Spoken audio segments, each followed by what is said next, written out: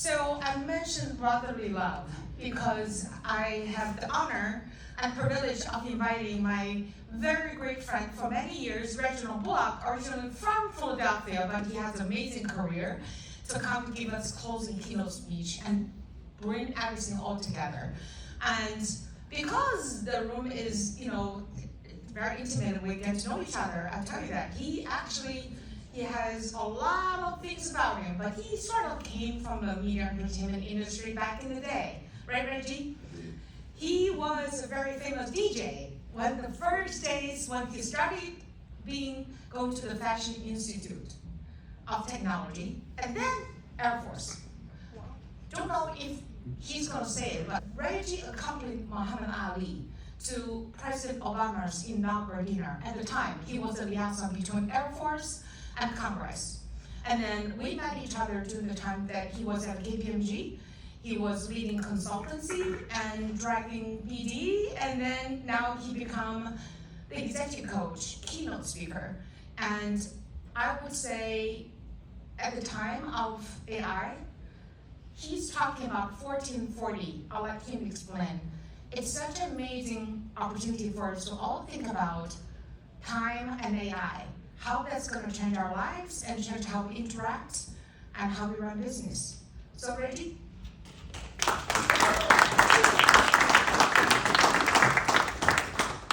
Thank you, Helen. Thank you very much. So, I'm looking for the clicker. And I know wine and beverages and food and things like that, and here I am. So hang in there with me. I want to make sure I do this right. Yes. So this is what I'm talking about. I'm an executive leadership coach, ICF, MCC certified, which means International Coaching Federation. So I get to be with a lot of leaders all the time, CEOs, directors, presidents, business owners, and a lot of people in the government. I spent 30 years in the Air Force, so I live in Washington, D.C., and I'm down there, and we won't even go into what's going on down there. But AI and time for entertainment. Think about it. Time is your currency. Now, I work with a lot of sales consultants, and time is their currency. This is intermittent. Can I use my command voice, my Air Force command voice? Y'all think so? All right. Thank you. All right, so if you can't hear me, let me know, and I'll turn the volume up. But AI and time will redefine entertainment. Helen said I was a DJ. I started DJing in 1974 on regular SLB1 turntables in a mixer and just basic percussion instrument, right? No synthesizers. Mixtapes with TDKs, Maxells, things like that.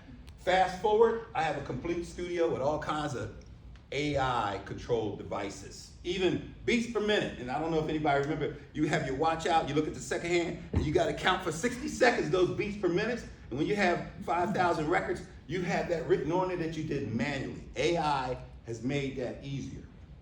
Now, I'm 63, so for those of you who can remember, back when you needed to take a shower or bath, you needed hot water, you had to go down to the bottom of the hill with a bucket, bring it back up and heat it up, and that's what you cooked, clean, or washed with. Later on, they came up with pumps. So you didn't have to spend all that time going down to the bottom of the hill 10 times. You saved time. What do we have now? Your children have faucets. How much time has been saved with technology from when we had to go down to the creek, do all of that to get hot water every day, 10 hours a day, depending on how far the creek was, to turning on your hot faucet? What could you do with that time? What have we done with that time? How many inventions have we come up with? How creative can you be when you're just sitting there, relaxing, thinking, reflecting on what to do? As opposed to, I got a meeting at 10, a meeting at 11, a meeting at 12. I won't even get home until 7 o'clock. My kids may be just finishing up their homework and I gotta think about it. So time is the currency. And AI is the differentiator. Now, I did write the book, It's All About the Hustle. I'll have books out there by the booth. I'll sign the books for you so you can take it home. But time is the new battlefield. I spent time in the military. My first assignment or my first specialty was a weapons specialist, rockets, missiles, bombs, guns. Yes, I was that guy in the Air Force. And my last assignment was I was the commander for the F-16s down at Andrews Air Force Base. And I'm gonna tell you something, battlefield is battlefield, whether it is in entertainment, whether it's in media, whether it's in music, whether it's in, you name it, time. Most of you don't have time. I see some of y'all maybe on you. I just did a speech 2 weeks ago to 11, 12, 13, and 14-year-olds. And the goal was to captivate their attention, so I don't have a whole audience doing right this, captivate their time. So this is important. Think about it. What's the differentiator between you and your competition? How do you beat your competition? Now, when you run a race, you beat them by getting there faster than they do. Everything is about time. AI is that differentiator. It is the ultimate equalizer now. I started off with, I'm dating myself, the Commodore 64. Then after that, I did my homework for my bachelor's degree on a Tandy 1000 with a dot matrix printer. And now what do we have, right? Your industry, the entertainment, the media, your industry knows this well, and the cool thing is, you're the future. Y'all get to chart the future. I was in weapon systems, I remember when things were kinetic, and now it's all kinds of other stuff. I was just at the AUSA conference where the Army comes in Washington, D.C., and they bring all of the toys out there and try to show us all the new latest and greatest technology. This is what AI is doing. So, speed is also the new currency. You know, I was talking to someone in the room, I won't mention his name because then, I'd be showing favoritism. But we were talking about the Super Bowl, and he told me that a Super Bowl commercial ad for 15 seconds is $8 million. Is that true? Yeah. It is? Okay. $8 million for 15 seconds. Speed is the new currency. Now, I was in radio. I was a radio host for a little while, and we had this thing called dead air. That's when you make a mistake, hit the wrong button, and now the audience out there hears dead air. 15 seconds, $8 million. Think about it. What are you doing with your 1,440 minutes that you get in a day? Your competition gets that every day. The people who work for you, your employees, get that every day. Your company, your firm gets that every day. That is it. Who gets there first? When I'm teaching sales folks, I tell them, the future belongs to those who get there first. Period. The future belongs to those who get there first. What are you doing, and how are you doing it to get there first? Every last one of you are in the industry in some way or another, therefore you're competitive against some people. How do you get there before you're competitive? AI is that differentiator. And so, what deserves your time? What deserves your 1,440 minutes? When I was a commander, everybody wanted my time. I'm one human being in charge of 600 and something maintainers out there, and everybody wants my time. Or, I don't know if any of you are on Slack, I know that thing pops up and it makes a noise and you gotta go to it, right? Or your cell phone. Somebody sent you a text message. How many text messages? What deserves your time? Now, as a coach for leaders, one of the things that always pops up invariably is work-life balance. They're so busy, 7 days a week, 16 hours a day, getting their hustle on, but they don't have time to spend with their family. What deserves your time? How do you prioritize with the purpose? I just asked those 11-year-olds, who are you and what's your purpose? When I'm coaching folks, that's kind of a go-to. It's like, who are you and what's your purpose? Because if you don't know what your purpose is, how you gonna prioritize your purpose? Consequently, y'all just doing and doing and doing and doing. And so think about it. Not every idea, pitch, or project deserves equal time. I know in some of the areas you say, is this a 60% win, an 80% win? Is this a thought? We used to have in the military something called a GOBI. A GOBI stands for General Officer Right Idea. That's when the general comes into the office. I used to be the executive officer to the director of the Air National Guard. He would come in and say, Reggie, I got this idea. And the staff would look at me like, oh God, here we go. Right? Because it means time, money, budget, resource, and everything else to flush this idea out that doesn't go anywhere half the time. That's why we call it a GOBI. Don't tell nobody that Reggie's calling these generals' ideas GOBIs, but I'm a civilian now. But the point is, not every idea, pitch, or project deserves equal time. When you know the purpose, when you know your vision, when you have the right strategy, and you know what a strategy is, right? A strategy is a bunch of goals, and all your goals, specific, measurable, attainable, relevant, time-based, meets that, so it's a real goal. All of that rolls up into your strategic objectives. Consequently, you now know what your purpose is. How do you prioritize that as a leader? How do you get the people who are working from you to prioritize that so they don't be emailing you, calling you for things that they could do themselves? AI. AI is a differentiator, significant. So now you get to focus your energy somewhere else. When's the last time you actually sat down with 2 or 3 of your juniors for about 4 or 5 hours and just listened to them? Think about it. Human beings. When's the last time you actually interacted with the people on your team and just sat down, like, tell me about what's going on? How you doing? What kind of ideas? Just no phone, no nothing. Just relaxing because you have time. Most people don't have the time to do that. And it's hard. But when you can do that, that's where the creativity comes from. Think about when you were in that zone of creativity. You weren't worried about all that other stuff. You know, when I was at FIT, I was a menswear design and marketing major. I was making stuff. I remember I made welt pockets on a giant fabric. I made 20 welt pockets just because I had the time and I could do it. 20 welt pockets. Think about it. Of course, term projects, you know, you got to make us, you have time to be creative. When I learned how to DJ, I was sitting in my bedroom all day long, just mixing. I had time. What is it that you wish you had time to do, to be creative? And how do you transpose that to your whole team? Remember, everybody can't be like Mike, but you can want to be, and you can do those things, the disciplinary things, to achieve that. Michael Jordan put a lot of time and energy into basketball. Where did he get the time from? He didn't have he prioritized with a purpose. He had the discipline, he had strategy, he executed. And Nike saw it. And Nike capitalized off of that product. And now look at where it's at, right? I heard he has his own custom-made golf course that is designed for his style of hitting, and anybody else that comes out there, he can win a little bit because his course is designed for his. I mean, all of that because he had discipline, he prioritized, and he didn't even have AI. You do. So, create where it counts. This tells you right here, create where it counts. Reassess where your team, talent, and resources are focused.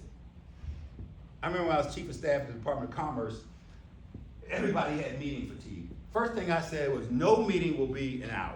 Cut them. 45 minutes. Period. And they were all screaming and everything. I'm like, look, prioritize 45 minutes. You gotta have time to go to the bathroom, get your coffee, do whatever, check something. But when you're doing meetings from 8 to 9, back to back, you can't do that. So, reassess where your team, talent, and resources are focused. Sometimes you're just focused in the wrong direction, and there's nothing wrong with doing a reassessment. When I go in and do analysis on different companies, mainly leadership and teams, I look at where is their focus versus their strategic plan, and is it aligned? Sometimes you can get misaligned, right? We all do. So you just reassess it. And then redirect that time. When you get time back, remember that term, a penny saved is a penny earned? And next thing you know, you got all this money saved up because you saved pennies, and now you can do something with it. It's the same thing with time being a currency. Redirect the time towards breakthrough of creative concepts, scalable monetization models. Now, I'm not going to go deep into that. I do that separately as a consultant, but y'all know what that means. Long-term brand equity plays. Think of the companies and firms that have been out there for a long time, that have had the time to do what they need to do and get creative and reinvent themselves, right? Helen mentioned up front earlier this morning the difference between blockbusters and Netflix, right? Two companies doing the same thing. One's still relevant, one's still around, one's not. All right, every minute spent here multiplies. Think about it. If you were able to 10x what you're doing with your time, what would you do with it? You have staff, you have teams, but you also have AI. So I have a master's in strategic intelligence. So when this whole AI phenomenon came, we're like, wow, we got IQ, EQ, and PQ. Intelligence, emotional intelligence, positive intelligence. Now we got artificial intelligence. Just when I got into artificial intelligence, then I found out about generative AI. Just when I learned about generative AI, then I hear about agents. Well, I was in the intelligence community, but that's not the same agent, right? And then after that, I heard about agentics, agents talking to agents. Now you got teams of agents, AIs, talking to teams of agents, and it's only 2025. Now remember, I said, I do remember the Commodore 64, the Tandy 1000. Imagine, had I known then what I know now, where I would be. You leaders know now, and you have the ability to lead into the future so that people then will be living off of your capabilities, all of the things you produce, because you understand IQ, EQ, PQ is positive intelligence, PQ, and you also understand AI, agentics, generative AI, and think about it, it's only 2025. What are y'all gonna come up with in 2026? What's the new one? Because it's so fast. The speed is so fast. I remember when I built my own agent, I built 2 agents because I'm a martial artist, 5th degree in Taekwondo. So I said, I'm gonna build me a martial artist. This thing wants to compete against me now, and it takes up my time because it's trying to analyze me to figure out my capabilities and skills so it can beat me. And one of my tech friends said, Reggie, if you and Agent Reggie B was in a fight, who would win? I said, the AI would win. So some of you know in the tech world, they have robots now that can actually do that. So think about create where it counts. Are you still being creative? I mean, you gotta bring in bottom line, but are you still being creative? Protect your minutes. If it doesn't need a human, give it to an AI machine. When's the last time y'all pulled out a pencil, put it in the pencil sharpener, started writing something, turned it around to this thing called an eraser, made a mistake, corrected it, went back to the dictionary, went back to the encyclopedia, did all that stuff just to spell entrepreneur. Right? And so think about it. If it doesn't need a human, give it to a machine. This is where we are right now. In college, I had a real typewriter with a ribbon that I had to change. Later on, we had a computer, but the dot matrix you had to now, my phone does it all. Y'all control this industry. Y'all are the leaders of this industry. And of course, I'm not pitching AWS, but I am, right? AWS AI is in the future. And so if it doesn't need a human, why not give it to a machine and give your time to humans? Why not let this thing do what you do every day? Even these slide presentations, I'll tell you, I use ChatGPT for a whole week, right? Because you still got to do all that prompting, and it gets it wrong a lot. I don't want to argue with it, but it gets it wrong. And so, therefore, I've done that. Then I go on to, what's the other one? Gamma? Is it called Gamma? So I go into Gamma, I say, ChatGPT, meet Gamma, I need y'all to talk. Because I got to go to the AWS and do this presentation. So they talk, and they come up with what they thought was a good presentation for me. 25 iterations later, right? Human involvement. Because what it doesn't recognize is who you are. It doesn't understand the nuances of human beings yet. So my point is, it's my administrative assistant, it's my partner, but it saved me a lot of time. So, if it doesn't need a human, why not turn it over? Automate the ordinary. You already know this. I'm not going to preach to the choir, but I have this slide up there because there are a lot of people I talk to who don't even know how to spell AI. So I'm not going to do that to you guys. Y'all see it right here. But liberate people. Liberate them. Let them do what their capabilities and creative juices are. When I teach Myers-Briggs, I remind everybody that there are 16 types of people. Everybody's not like you. I'm an ENTJ, but I'm not an F, right? And so, but Fs are different. And they're a lot more creative. So if you get yourself an I, S, F, P, Leave them alone with whatever they need to do to come up with the stuff they come up with, right? Understand how to use AI to manage your people. And then practice consistency. Discipline, discipline, discipline. Yes, I was in the Air Force. Disciplined, but consistent. Are you consistent in what you're doing? Are your people consistent? Do you know? All right. The 1,440-minute audit. Audit yourself, right? Audit yourself. How much time did you spend building your audience? How much time did you spend accelerating innovation versus just being in a meeting, to be in a meeting, to talk about the meeting that you're about to be in, right? And then how many expanded your global reach?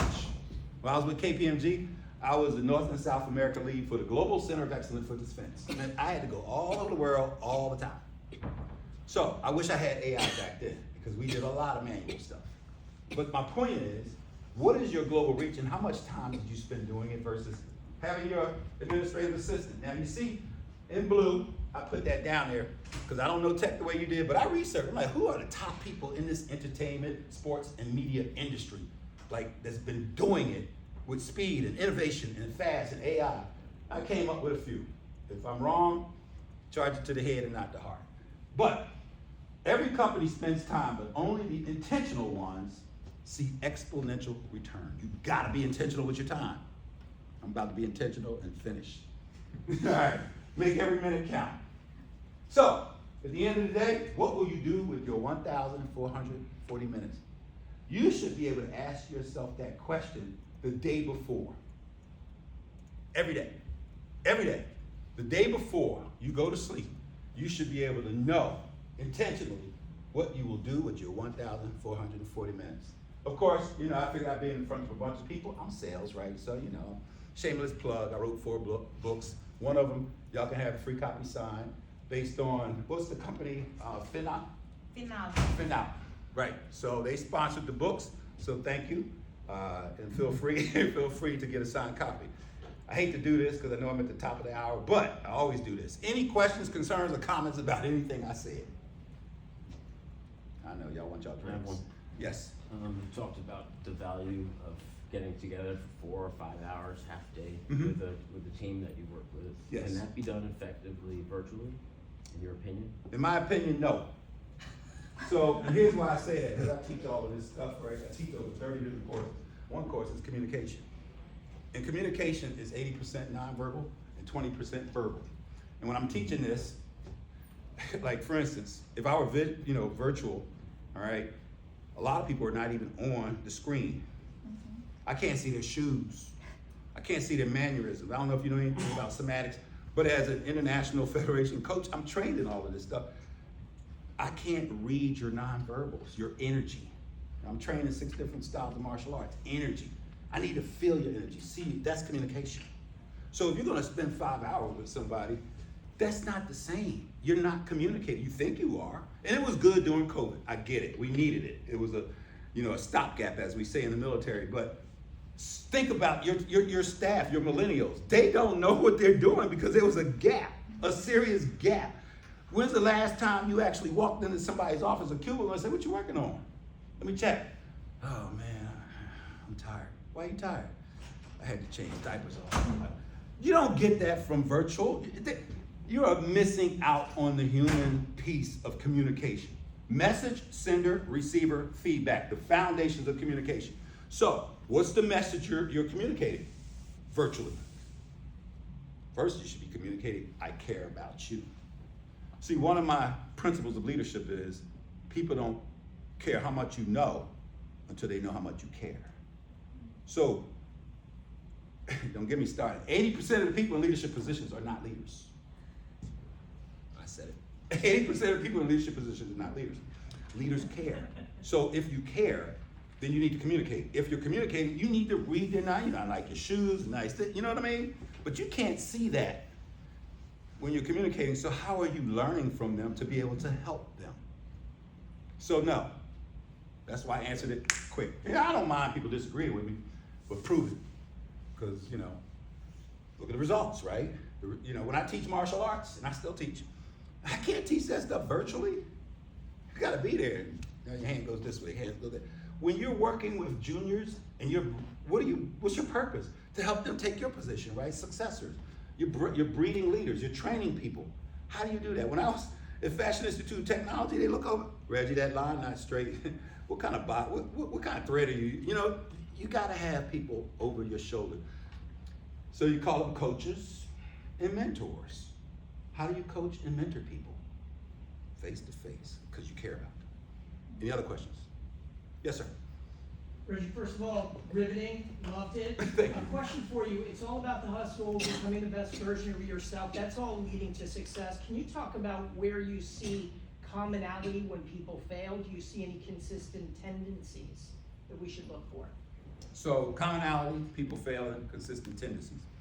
First and foremost, failure is good. I tell everybody, you don't learn from getting it right all the time. You don't learn from being the best. You learn from messing up. That's not the word I always use. But you learn from messing up. Because that's where all of the stuff happens, in the mistakes. The commonality piece, for instance, say I was coaching each one of you as leaders. And maybe I coached, 500 leaders, and I wrote down all the commonalities in my website called The Common Goals of Leaders. So yes, there are commonalities. There are a lot of commonalities. The challenge is everybody's different. And the coaching and mentoring piece is you can't treat people the same. You meet them at their needs of who they are, and you work with them individually to grow them as humans. All right? We don't have Merlin with the apprentice that screwed it up and got the broom over here and the mop over there and everything going haywire. And then, the boss, Merlin, has to come in and like, don't do that, right? And so the point is, we all make mistakes, we all fail, we all do that. But how do we learn from it? Not everybody knows how to learn. I grew up dyslexic and illiterate, couldn't read, and numbers and stuff move. I had to work hard on that to be able to read and of course write and fight. So I overcame that. One of my books I talk about how do you become, you overcome. So whatever those failures and challenges are, you have to figure out how to overcome them. And you don't have to figure it out by yourself. Right? Don't get me started. I teach this stuff and I wrote the books, right? So, I mean, I can just go on and on and on. Did that answer your question? Yes, sir. All right. Next question. Yes, sir. So you mentioned about MBTI, and for some of the NF and SF type of leaders that you try to build in the organization, Yep. they treat 14-40 minutes very differently. They treat those 14-40 minutes possibly in the form of flow state. They believe a lot in flow state, and flow states help get them. Flow states help them make progress. No, I agree. But if Malcolm you- Baldrige, Lean Six Sigma, black belts, yellow, all of those things, I agree.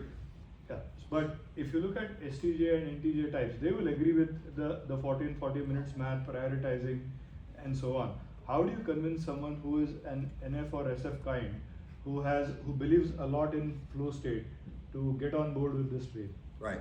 So first of all, I'm a coach. So I don't convince you to do anything. If you don't want to do it, you're not going to do it.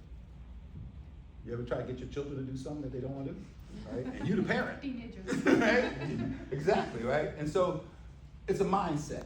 See, as a leader, I recognize I'm not kind of trying to convince you to do anything.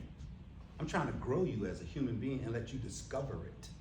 Now, the hard part is, do you have the skill sets, capabilities, knowledge, and whatnot to actually grow another human being for them to discover it, as opposed to us doing what so many people do, rely on approaches, methodologies, frameworks, and all that other kind of stuff. Sometimes it works, sometimes it doesn't. It usually works if you have a navigator to help you. But me trying to convince somebody to be something they don't want to be or whatever, no. I'm looking for people who want something out of life. And that's a whole nother thing that I get into called M&M, right? Master, mentor, and make a difference. So you all master your craft, right? You get good at it. And then after that, you start teaching other people, called mentoring. You're helping them to grow. But once you're in your 50 plus, you want to make a difference, or at least you should want to make a difference. Not everybody wants to make a difference. So my point is, I meet people where they are. I ain't got to convince you anything. I defended the country and I've done a whole lot of other stuff. I'm here to help you. But if you don't want my help, there's 300 million other people in the United States. You're just a bilateral primate creature. I'm not wasting my 1,440 minutes. I'm not wasting my time I'm gonna go help somebody who wants to be helped, who deserves to be helped. People kind of, self-identify that they want to go to the top or they don't care. Next question. One more. Sorry. How do you measure efficiency of what you do over the period of time? And how do you know you are growing? Efficiency. So there's that word, right? Effective and efficient. So efficiency is being able to do something better, right? And that's what we're talking about. Leaning it out, getting rid of the fat, using AI to be more efficient. Effective is really your question, right? How do I know that I hit the result? How do I know I hit the purpose? How do I know all of that stuff?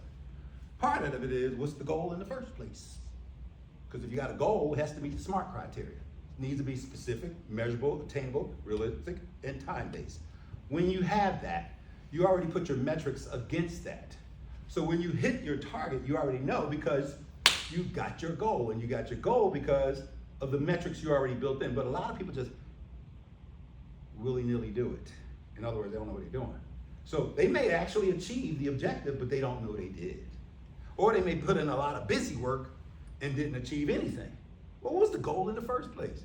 Start there. That's strategic thinking, right? I teach a course from tactical to strategic thinking. And so the point is, did you even have the metrics in the first place when you started? Right? Because if you did, the question is already answered.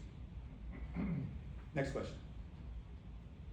All right, Helen Hongi Shing, thank you very much for allowing me to be here with AWS. Thank you all. Thanks for the questions.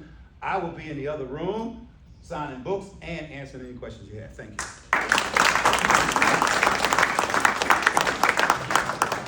Thank you for indulging us. It's a converging point of creativity, AI, and leadership.